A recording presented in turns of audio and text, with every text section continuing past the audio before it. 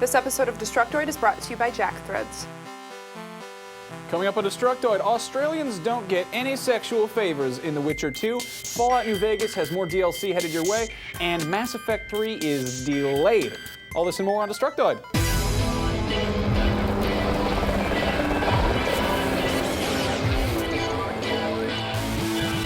Welcome to Destructoid. I'm Tara Long. And I'm Max Scoville. Happy Star Wars Day! Happy Star Wars Day! You don't even like Star Wars. Nice. The 4th may not be with you. Yeah, so Star Wars came out 34 years ago today, May 4th. Cool story, bro. Check out our new set. Yeah. We got We put some maracas and shiny shit. crap up. Yeah, and before Yeah. you say it, thumbs up if you think the maraca looks like a dick.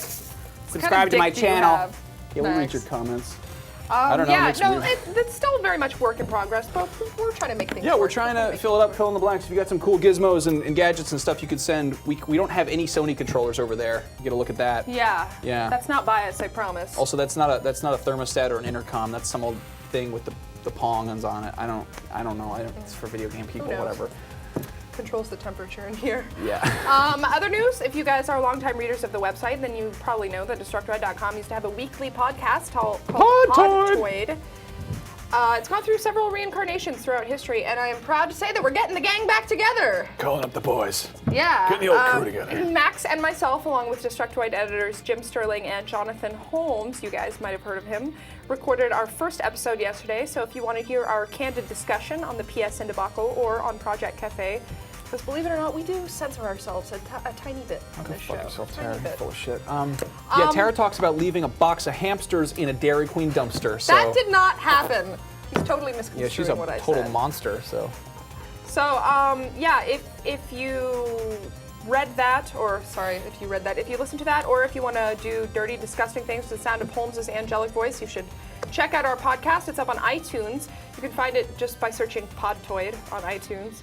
It's also on Destructoid.com. Jim posted about it earlier today, so I'm pretty pleased with how it turned out. can't wait for you to stick our Podtoids in your ears. That's disgusting. Then. Yeah, so anyway, I got some bad news, guys. I know you're all very excited for Mass Effect 3 because it's Mass Effect 3, but it looks like it's being delayed. Mass Effect 2's Facebook page has an announcement stating that the game will not be out until Q1 of 2012, so that's sometime during the first 3 months because if you think fractions are stupid like me. Anyway, the game's executive producer Casey Hudson had the following statement. The development team is laser focused on making sure Mass Effect 3 is the biggest, boldest, and best game in the series, ensuring that it exceeds everyone's expectations. And hopefully he means laser focused like some precision high-tech industrial spaceman shit, and not this cheap laser pointer that I use to distract my cat, because those are two entirely different levels of focus. Obviously a lot of people are going to moan and groan about how they're not getting Mass Effect 3 for Christmas and they really wanted it, but spending a few extra months on a game is not a bad thing. It just means it's going to work better once it comes out. You know, it's not going to be buggy. Unless it's Duke Nukem Forever, which I've given up hope on, even though I've actually played it. It's never going to come out. It'll come out. I have faith. Maybe not this decade, but sometime in your lifetime, probably. Someday. Someday. Moving on, with all the rumors of Project Cafe floating around recently, Destructoid has heard a couple days ago that the price of the Wii might be dropping soon, and guess what? We were right. Or the people who made that rumor up were right. Sorry, go on. Okay. Nintendo announced yesterday that starting on May 15th, they're going to be releasing a new Wii bundle priced at $150, which isn't a whole lot less than it is right now, but still, it's something.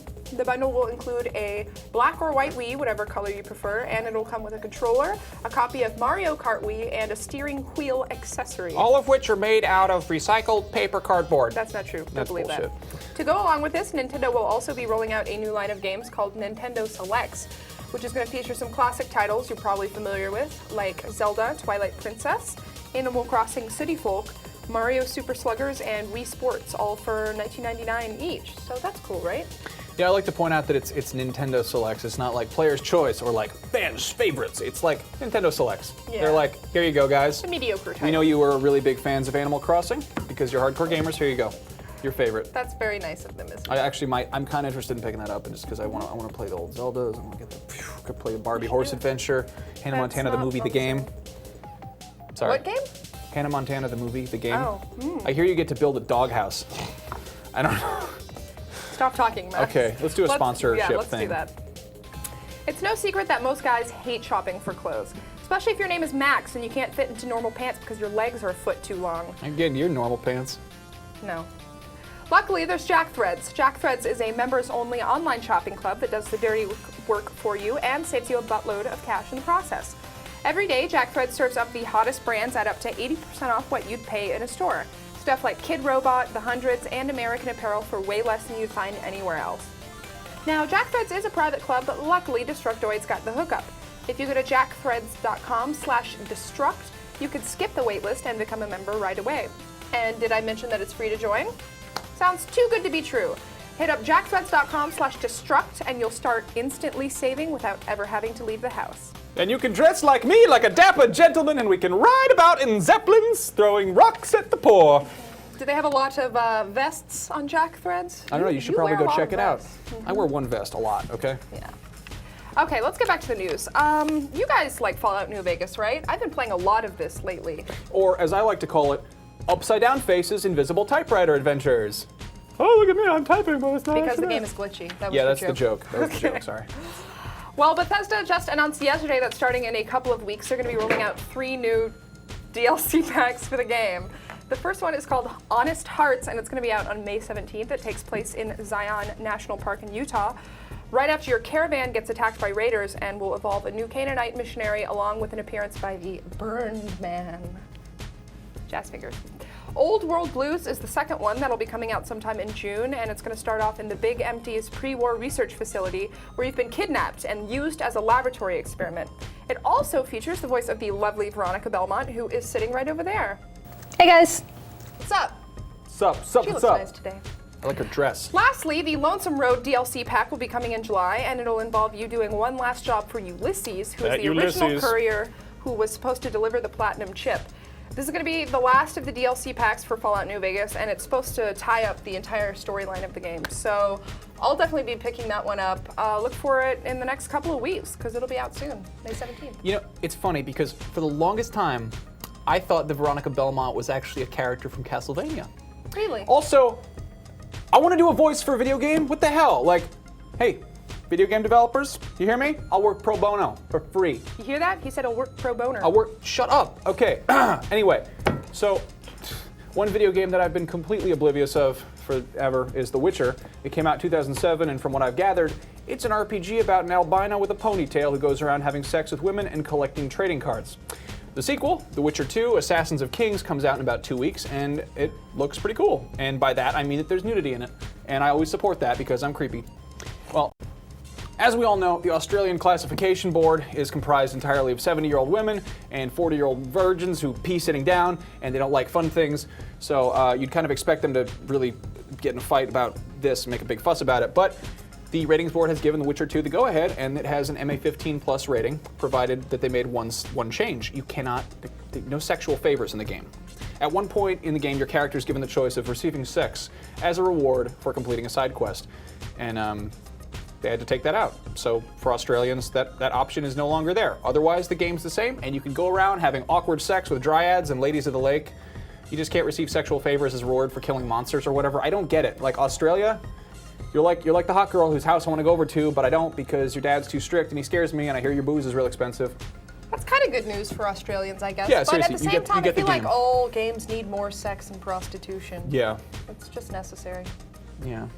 Moving on, if you caught our podcast, I mentioned a game called Gatling Gears on it. It's a top-down twin-stick shooter, and it's a surprisingly rollicking good time. I had a lot of fun playing the game when I demoed it last week. You can check out my preview of it on DESTRUCTOID.com. It just went up like now or something, or it's going up in like 10 minutes. The game comes out for XBLA on May 11th, which is a week from today, and on PSN on May 17th. And EA Partners, who is publishing the game, was nice enough to give us 3 free XBLA codes to give out to you guys that'll give you early access to the full game. Needless to say, this is not a thing that publishers do a whole lot, so I think it's really cool of EA to do this. Yeah, thanks for that, guys. To win the game, all you have to do is tweet watch the @DToid show for a chance to win #Gatling Gears for XBLA, and then we'll randomly pick 3 winners to get the code. Right, and of course when you say randomly pick, you mean... It'll be based on how hot their avatar is. So get some hot avatars. Yeah. Preferably with boobs or Yeah, we were, wieners or I don't know, I something. were into that. You know what I'm talking about? You always click on like you're like, who, is that a girl or is that like what is that? You know, when you click on it. We're jerks. Anyway, last episode we told you guys about the Destructoid Movie Club. It's the movie for this week is John Carpenter's The Thing, and it's on Netflix Instant Watch. I still haven't seen it. Yeah, you don't do your homework, Tara. Well, we wanted you to send us your reactions to the movie, and we're going to put them on Friday's show. We're going to have like a big little thing where we get together. We have like our, what'd you think of the movie, guys?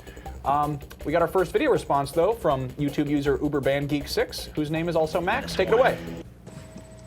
Hi Tara and Max, my name's also Max, and I just got done watching The Thing. As a gamer, I couldn't help but draw similarities from the things in the movie to necromorphs from Dead Space, but then I was thinking that those two are complete opposites. The last weapons you'd want to use on the aliens in the movie is a plasma cutter because you would be unwittingly creating an entire army of murderous severed body parts. Anyway, just something to think about. Awesome show, keep up the great work. Thank you, Max. Very nice. I like your name. You got a valid point, Max. I gotta say this though, Dead Space did for plasma cutters what Quake did for nail guns. You ever used a nail gun? You ever used a plasma cutter? They're not as exciting as the games make them look. I mean, plasma cutters are badass, I'll give you that, but they are absolute shit for killing aliens. You'd be like better off using a plasma cutter to cut out a piece of metal that's shaped like a sword than go cut dudes in half with that. I'm just saying, I hang out with blacksmiths. Anyway, cool.